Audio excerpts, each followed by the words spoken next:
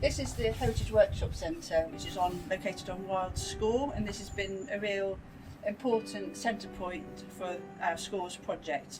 Here we've had our research volunteers come and take part in lots of activities and conservation training and some creative workshops. John Stannard and his team at the Heritage Workshop Centre have been a real support for the project, and we're really grateful for allowing us the space to be able to do a lot of the project activities.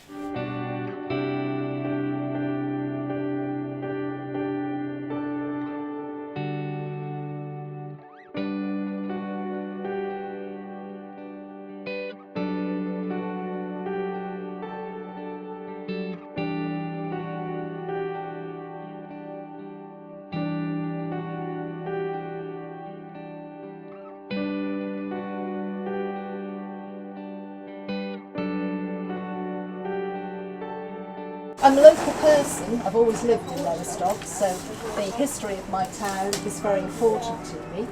I'm a quite recently retired primary school teacher, and we used to bring our children that we worked with on Scores walks to give them a little bit about the history of the area.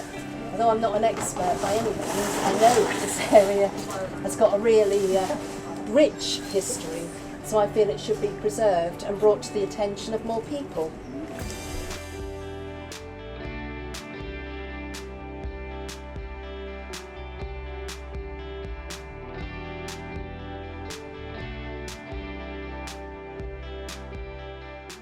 So the arch was restored late this spring. It was becoming quite damaged by plant growth. There was ivy growing, getting into it. And so it became unsafe and they had to close the highway. And a lot of people were quite disappointed by that. So Rachel of the Scores Project was able to get Century Training to come in, and they repaired it for us. And they completely dismantled it and reassembled it. And luckily it was finished in time for the Scores race.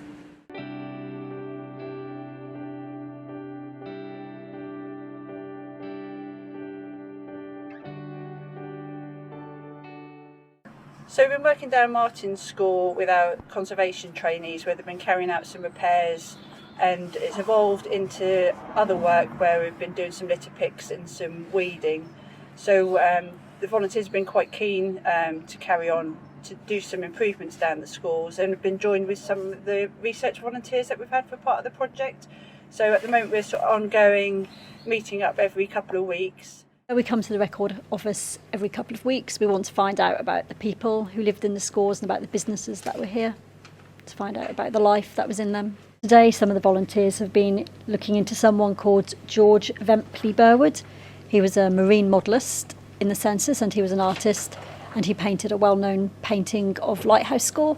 So we're finding out about his life. He lived in several different places, including a really big house on Rant Score called The Grange. And he studied at Lowestoft Art School. So we're just finding out about his past and the background to him. A little word about Lowestoft Score. David Butcher and I have found from the Manicourt records that up until the 1720s or 30s, it didn't go all the way through to the High Street. These cottages on the left are the older ones. These cottages on the right were built about 1900.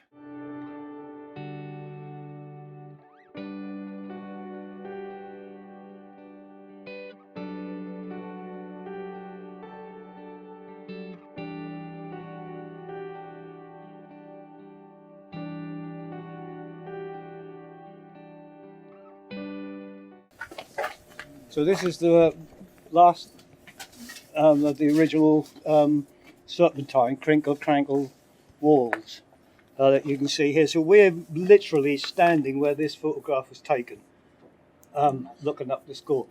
Sorry, no, it wasn't that side. All of this side was the garden. There was a big market garden here, and the score, maltster score, which now Doglegs, probably. Again, looking at the records, maltster score, not by name, but did certainly exist in the 17th century, and came straight down the cliff. It looks as if whoever laid out this garden here encroached on the score and had it diverted round the property. And of course it continued at one time back there as well. So that's gone as well. But it's still got the crinkle crankle. And this is the original, isn't it? This is the original Yeah. here. I And they've think got newer bits they've on got top. some newer bits further along. You all know the reason for crinkle crankle walls or serpentine walls is John Stannard insists on calling the strength of them. Yeah. If you put a solid upright wall, every so often you need buttresses. So we're standing outside Flint House, which is 80 High Street in Lowestoft, where we based our Scores Project exhibition over the 2 weekends of the Heritage Open Days this year. We had over 565 visitors over the 2 weekends, where we shared project work so far with our research volunteers and conservation training, and also some of our commissioned work, which was a children's trail map and another trail map, just to engage and encourage different audiences to explore their local heritage. We also had the Echoes walking trail app as well, for people to navigate any time of year, which they can download on their phone and walk around the scores and learn a bit more in an audio and visual way. We're at the back of the Heritage Workshop Centre. This is where we're based in the outside area, our conservation practical training.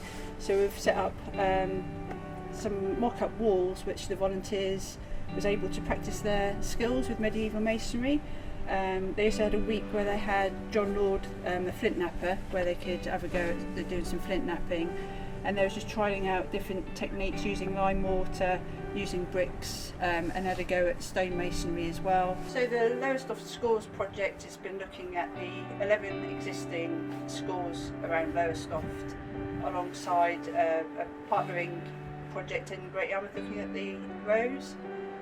Here we've been looking at and making some improvements by conservation training, repairing some of the scores where it's been left to deteriorate and decay.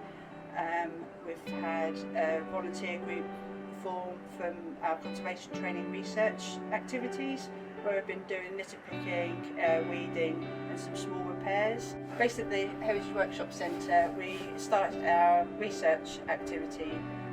Here we've had talks with Ivan Bunn and David Butcher.